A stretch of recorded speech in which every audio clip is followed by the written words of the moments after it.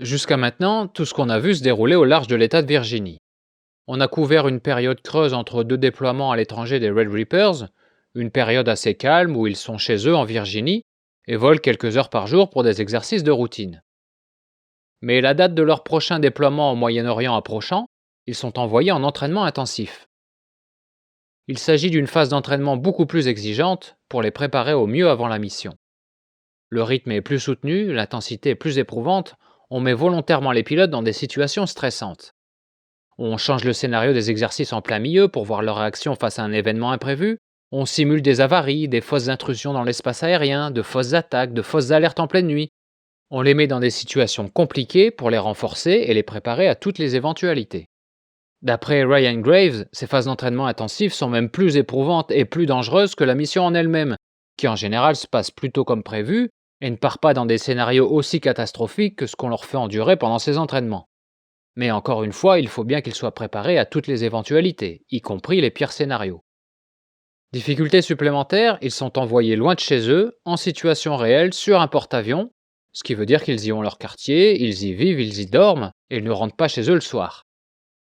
Ils sont donc envoyés sur le porte-avions USS Roosevelt au large de la Floride. Pour situer les choses, ils sont toujours au large de la côte Est, le côté Atlantique, mais bien plus bas, à plus de 800 km au sud de la Virginie. Les Red Reapers arrivent sur l'USS Roosevelt. On les conduit dans leur quartier, on leur assigne un lit, on leur désigne un placard pour mettre leurs affaires, et on les laisse prendre leur marque. Ils font connaissance avec de nouveaux collègues, ceux qui viennent pour la première fois sur l'USS Roosevelt font leur première visite du bâtiment, et ils découvrent une véritable petite ville en pleine mer, avec ses quartiers résidentiels, ses supermarchés, ses restaurants, ses salles de gym, son hôpital, sa bibliothèque. Ils se familiarisent avec l'endroit qui va devenir leur base et leur domicile durant un mois. C'est une nouvelle routine à laquelle il faut se faire, bien différente de celle qu'ils connaissent normalement quand ils sont sur le continent, dans l'État de Virginie.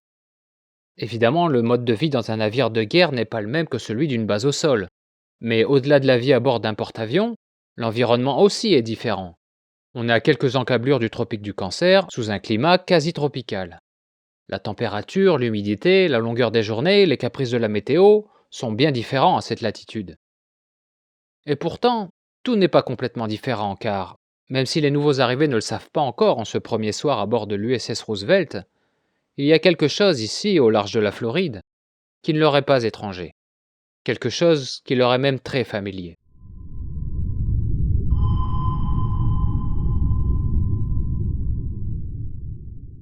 En effet, quand les pilotes décollent de l'USS Roosevelt pour leur premier entraînement, surprise. Les fameuses signatures radar sont toujours là. Et elles présentent les mêmes caractéristiques, celles que les Red Reapers connaissent bien après les avoir côtoyés pendant des mois. Ils ne s'attendaient pas à les retrouver ici, à 800 km de leur zone habituelle d'entraînement.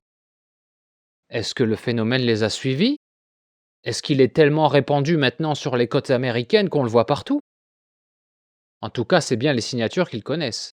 Toujours ces fameux vols stationnaires, ces trajectoires sinueuses comme s'il s'agissait d'engins pilotés par des débutants, toujours cette présence fantomatique qui veut bien se laisser voir sur les radars, mais jamais de trop près. Le temps passe. Nous sommes maintenant fin janvier 2015, une période de l'année où, bien qu'on soit à une latitude quasi tropicale, les journées sont relativement courtes par rapport au reste de l'année. Aujourd'hui, la journée a été longue. Les exercices étaient très éprouvants, physiquement et mentalement, et en plus ce n'est pas fini. L'entraînement s'est prolongé bien après le coucher du soleil, il fait maintenant complètement nuit, et les pilotes sont toujours en vol. Les exercices consistent à simuler des combats air-air, donc avion contre avion, par équipe, une équipe jouant le rôle des Américains ou des Alliés, et l'autre les ennemis. Les équipes sont séparées par une grande distance, chacune d'un côté de la zone d'entraînement. Au signal, chaque équipe envoie un de ses avions en même temps, et quand les deux avions se rencontrent au milieu, ils simulent un combat aérien. Quand un des pilotes n'a plus de carburant, il se détache de son escadron et il retourne seul au porte-avions. Ce qui fait que bien qu'ils partent souvent tous ensemble au début de la session, ils ne rentrent pas forcément tous en même temps, parce que selon les manœuvres qu'ils doivent exécuter et les vitesses auxquelles ils accélèrent, chacun aura une consommation de carburant différente et ne se retrouvera pas à sec au même moment. Quand c'est le cas, le pilote retourne à l'USS Roosevelt et les autres continuent l'exercice sans lui. Pour Ryan Graves, aujourd'hui c'est fini. Son niveau de carburant est bas et il est temps de rentrer.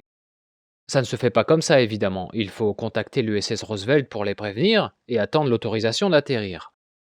En attendant l'autorisation, les pilotes patientent dans une zone en tournant sur place, ou plus précisément, si vous vous rappelez des racetracks dont on avait parlé dans le premier épisode, en adoptant une trajectoire qui correspond à la forme d'un circuit de stock car. Au bout d'un moment, il reçoit l'autorisation d'atterrissage. Il effectue un dernier virage pour se placer dans l'alignement du porte-avions, avec pour seul repère visuel, au loin tout en bas dans la nuit noire, les lumières qui bordent cette petite piste d'atterrissage flottant au milieu de l'océan. C'est la dernière montée d'adrénaline de la journée. La mission d'entraînement est peut-être finie, mais le plus dur reste à faire. Pas besoin d'être pilote pour comprendre que la phase d'atterrissage sur un porte-avions, de nuit qui plus est un des moments les plus critiques pour un pilote de l'aéronaval.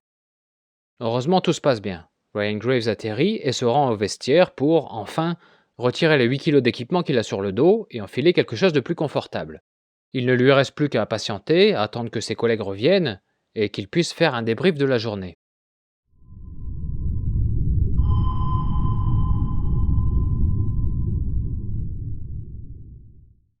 Au large, les avions qui sont encore en exercice rentrent chacun leur tour, à mesure qu'ils épuisent leurs réserves de carburant. Nous allons nous concentrer sur un avion en particulier. Celui-ci, occupé par 2 personnes, le pilote à l'avant et son Wiseau derrière lui, est prêt à rentrer. Il tourne au point qu'on lui a indiqué en attendant que la piste de l'USS Roosevelt se libère et qu'il puisse atterrir. Pour eux aussi, la journée est bientôt terminée. Quand enfin on leur aura accordé l'autorisation d'atterrir, ils pourront enlever leur équipement et se changer, ils devront faire un dernier effort de concentration pendant le débrief, et enfin ils pourront aller se coucher. Enfin, c'est ce qu'ils croient. Car c'est alors que l'équipage de cet avion remarque, sur son radar, un signal qui vient d'apparaître. Puis 2, puis 3, 4, 5. On dirait que la journée n'est pas terminée. L'équipage sait très bien de quoi il s'agit. Leurs supérieurs leur ont prévu une petite surprise pour clôturer une journée déjà bien chargée. Ça arrive parfois pendant cette phase d'entraînement intensif. C'est une fausse attaque lancée contre le porte-avions. Il s'agit simplement de collègues à qui on a demandé de simuler une intrusion du secteur pour voir comment vont réagir les pilotes sur place. D'habitude, ces avions arrivent de la côte, ils sont envoyés depuis des bases situées sur le continent, et ils volent vers l'ouest pour essayer d'atteindre l'USS Roosevelt. Aujourd'hui, il semble que le commandement a voulu apporter un peu d'originalité en simulant une intrusion depuis le large, puisque les engins viennent manifestement de l'ouest et donc de l'océan.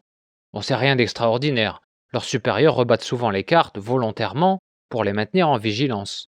Ils aiment créer plein de situations différentes afin de ne pas tomber dans la routine. Ils ont dû envoyer les avions depuis le continent, lesquels ont contourné la zone pour ne pas se faire repérer, et ils reviennent de l'autre côté pour attaquer depuis une position où on ne les attendait pas. Le pilote vérifie son niveau de carburant pour voir s'il en a assez pour aller les intercepter, enfin faire semblant de les intercepter. Il constate qu'il a assez de carburant, et donc pas le choix, il faut y aller. Vous vous souvenez de l'écran de situation? Cet écran radar qui représente l'avion vu du dessus et sur lequel toutes les informations des radars sont compilées pour montrer tout ce qui entoure l'avion. Pour résumer, on peut dire que c'est l'écran radar qui permet d'avoir un aperçu de tout ce qui se passe dans les environs. On peut voir les signatures radar qui se situent devant, derrière, sur les côtés, et dans un rayon assez important. On voit tout, à tel point que les pilotes américains appellent ça le God's Eye View, l'œil de Dieu. Sur cet écran de situation, il y a plusieurs signatures, venant de l'ouest donc, et se dirigeant tout droit vers la localisation de l'USS Roosevelt. Ça ressemble bien à un exercice d'intrusion classique. Sauf que le pilote et son Wiseau, qui regardent l'écran de situation à mesure qu'il se rapproche des contacts radars, commencent à reconnaître le style maintenant familier de leurs vieux amis, les signatures radars qui ont tant occupé les esprits et les conversations quand ils s'entraînaient au large de la Virginie. Et plus ils observent l'écran de situation, plus ça devient évident. Les trajectoires fluctuantes, l'aiguille de direction qui se comporte bizarrement, cette impression d'observer un avion dont le pilote est incapable de maintenir un cap sans dériver dans tous les sens, aucun doute, c'est bien eux. Et aujourd'hui, apparemment, ils se déplacent en formation, et ça, c'est plutôt rare. D'habitude, on les voit en solitaire, mais là, ils se déplacent clairement en groupe, se dirigeant tous dans la même direction. L'avion continue à se rapprocher. Le pilote et le Wiseau essayent de percer l'obscurité de la nuit, mais ils ne voient rien. Les signatures sont maintenant proches, juste devant, à une dizaine de kilomètres seulement. C'est assez près pour demander au système de l'avion de braquer l'instrumentation du F-18 vers le signal radar le plus proche. Les optiques de l'avion se tournent tous vers l'objet. Évidemment, il fait complètement nuit et en lumière visible, il n'y a rien à voir. Le Wiseau passe en mode infrarouge. Et ce que l'équipage voit alors apparaître sur les écrans du cockpit, c'est ce que nous avons tous vu dans la célèbre vidéo qui circule maintenant sur internet, le gimbal. Dude, this is a fucking drone, bro. There's a whole fleet of them. Look on the ASA. My gosh. They're all going against the wind. The wind's 120 knots from the west. Look at that thing, dude.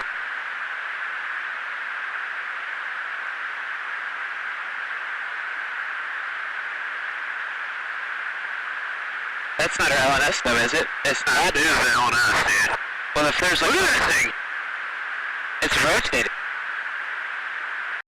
Gimbal, c'est un mot anglais assez peu usité.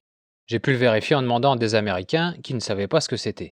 En fait, c'est une articulation mécanique qui peut s'orienter dans tous les sens. C'est utilisé par exemple en photographie pour monter un appareil sur pied et lui permettre de s'orienter dans toutes les directions. En français, le mot le plus proche, ce serait un cardan, même si ce n'est pas exactement la même chose. Ryan Graves pense que ça fait référence à une toupie à cause de la forme apparente de l'objet. L'équipage qui a vu l'objet et qui en parlera plus tard à Ryan Graves le compare à une toupie. En tout cas, ça ferait référence à la forme. Il y a une autre hypothèse qui dit que ça viendrait du mécanisme de l'ATFLIR. C'est l'instrument sur les F-18 qui prend les images en infrarouge et qui, pour le coup, comporte des vrais gimbals, ce que vraiment on appelle des gimbals en anglais. Il en possède plusieurs qui permettent à l'objectif de pivoter dans tous les axes. Contrairement à l'objet en forme de tic-tac de l'histoire du Nimitz, pour lequel on peut retracer le nom, ça venait du Wiseau qui l'avait filmé, ici c'est difficile de savoir d'où vient le nom de gimbal. Et on conclura simplement en disant que c'est très certainement sur internet que le nom est apparu. Et maintenant c'est devenu son nom officiel. Ce n'est pas difficile de voir pourquoi l'objet est comparé à une toupie. Il a une forme plate et allongée, et on peut distinguer comme un axe vertical qu'il traverse en son centre. Précisons tout de suite qu'il s'agit d'une image infrarouge. Ce qu'on voit, c'est l'énergie qu'émet cet objet, cet engin, ce phénomène, peu importe comment on veut l'appeler, en tout cas ce n'est que sa forme. C'est grossièrement la forme de l'énergie qu'il dégage. C'est même encore plus trompeur que ça, car selon certains experts, la forme un peu sous-coupique qu'on a l'impression de voir serait en fait due à un effet d'éblouissement sur l'objectif. Alors on a parlé d'une flotte, mais sur la vidéo on ne voit qu'un objet. Eh bien le gimbal était un peu à l'écart des autres. Il suivait la même direction, mais un peu à la traîne, et à une altitude un peu moins élevée. Par rapport à la vidéo, la flotte est située hors champ, en haut à gauche. Le gimbal était l'objet le plus près de l'avion, et c'est pourquoi le Weasel l'a pointé lui spécifiquement sur le radar, et demandé à la caméra infrarouge de le suivre, sachant que c'était celui qu'il pourrait mieux voir. Ce n'est pas clair s'ils ont vu les autres objets visuellement, enfin en tout cas par l'intermédiaire de la caméra infrarouge, mais pendant la vidéo, on peut entendre l'un des membres de l'équipage dire « Regarde sur l'écran de situation, il y en a toute une flotte ». « There's a whole fleet of them » se traduit par « Il y en a toute une flotte » et « Look on the SA » SA c'est les deux lettres SA prononcées à l'américaine, diminutif de SAP, SAP, lui-même acronyme de Situation Awareness Page, qui est en fait l'écran de situation. « There's a whole fleet of them, look on the SA » Il y en a toute une flotte, regarde l'écran de situation. Cette flotte comporte au minimum 4 objets et au maximum 6, selon l'estimation du Wiseau. Leur trajectoire sur l'écran de situation, comme on l'a dit, est sinueuse, imparfaite. Ils restent ensemble dans une formation mouvante mais qui garde plus ou moins la même forme, une forme grossièrement triangulaire, sur l'écran de situation du moins, donc vue d'au-dessus. L'équipage continue de suivre le gimbal avec la caméra infrarouge et le reste de la flotte sur l'écran de situation. Soudain, la flotte change de direction. Ils repartent tout simplement dans le sens opposé. Le Wiseau n'a pas constaté de virage. Il a juste vu les cibles sur le radar qui se dirigeaient vers l'ouest et tout à coup repartir dans l'autre sens. Si c'était agi d'un avion, le Wiseau aurait eu le temps de le voir exécuter un virage. Il aurait pu voir la longue courbe qu'il aurait pris pour se retourner dans l'autre sens. Un F-18 par exemple a besoin d'un espace de plus d'1 km de large pour exécuter un virage à 180 degrés. C'est quelque chose qui se serait vu sur le radar. À partir de là, il n'y a que 3 seules explications. Soit les objets sont tout simplement repartis dans l'autre sens, soit l'objet a effectué un virage pour se retourner, mais un virage tellement serré, bien plus serré que ce dont serait capable un avion de chasse, et enfin, dernière hypothèse, l'objet a effectué un virage vertical. Un virage vertical, c'est quand un pilote grimpe en altitude, en orientant le nez de l'avion vers le haut, continue à redresser jusqu'à ce que l'avion se retrouve à la verticale, puis bascule sur le dos pour repartir en arrière. Sur l'écran de situation, qui représente les choses vues du dessus, et donc qui ne montre que les mouvements sur un plan horizontal, Ça ne se serait pas vu. Mais le problème avec cette hypothèse, c'est que cette façon de tourner en prenant de l'altitude, c'est la pire façon possible de s'y prendre, pour un avion à réaction du moins. Puisque monter en altitude, ça consomme énormément de carburant. Tout virage est beaucoup plus coûteux en carburant qu'en ligne droite sur un avion à réaction. Même un virage classique sur la droite ou sur la gauche dans le plan horizontal. Effectuer un virage sur le plan vertical en se renversant sur le dos, c'est encore pire. C'est vraiment gaspiller du carburant. Dernière chose à ajouter sur ce mystérieux changement de cap, la formation semblait se déliter, se désorganiser pendant le changement de direction, avant de revenir à la formation qu'ils avaient avant, en triangle. Enfin une forme grossièrement triangulaire. Le gimbal, lui, continue dans la même direction. Comme il était derrière la flotte qui vient de se retourner, il se retrouve maintenant face à face, se dirigeant l'un vers l'autre. Le gimbal est toujours à une altitude moins élevée par rapport à la flotte située plus haut. Il continue de se rapprocher comme si la flotte allait passer au-dessus du gimbal. Mais au moment où il se retrouve au même niveau, le gimbal effectue la même manœuvre que la flotte quelques secondes auparavant. Il repart dans l'autre direction pour suivre la flotte. Pour ceux qui ne parlent pas du tout anglais, je vais traduire tout ce qui se dit pendant la vidéo. Pour conserver le format audio, je ne vais pas utiliser de sous-titres, je vais traduire oralement chaque phrase. Dude, that is a fucking drone, bro. C'est un drone. There's a whole fleet of them. Look on the ASA. Regarde sur l'écran, il y en a toute une flotte. Oh my gosh. Mon Dieu, They're all going against the wind. The wind's 120 knots to the west. ils vont tous contre le vent. Le vent souffle à 120 nœuds. Look at that thing, dude. Regarde-moi ça.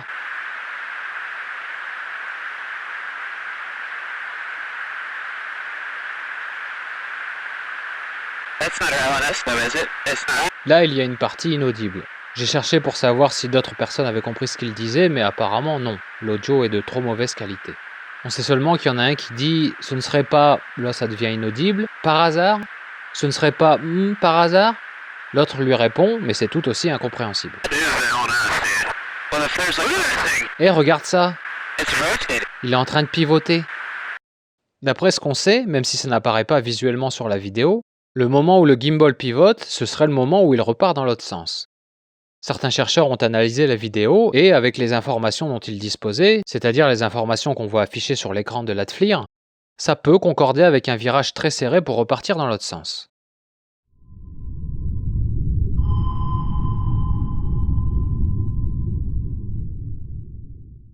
Quand l'équipage de l'avion reviendra sur l'USS Roosevelt un peu plus tard, ils raconteront ce qui vient de leur arriver à Ryan Graves et montreront à leurs collègues la vidéo qu'ils ont réussi à capturer. La vidéo d'origine comportait, dans la même image, la séquence prise par la caméra infrarouge, celle qu'on connaît, mais aussi l'écran de situation. Avant de sortir la vidéo sur Internet, quelqu'un a volontairement retiré l'écran de situation pour ne garder que les images de la caméra infrarouge. Ça veut dire qu'il existe, quelque part au ministère de la Défense, la vidéo qui montre le changement soudain de direction sur l'écran de situation. Si cette vidéo d'origine est un jour rendue publique, on pourrait alors mettre en relation toutes les informations et décider une fois pour toutes si ce qui est observé correspond à quelque chose d'extraordinaire ou non. Peu de temps après, un officier haut gradé de la marine américaine, un amiral qui avait été mis au courant, est venu voir la vidéo par lui-même. Ryan Graves était présent car il voulait voir sa réaction.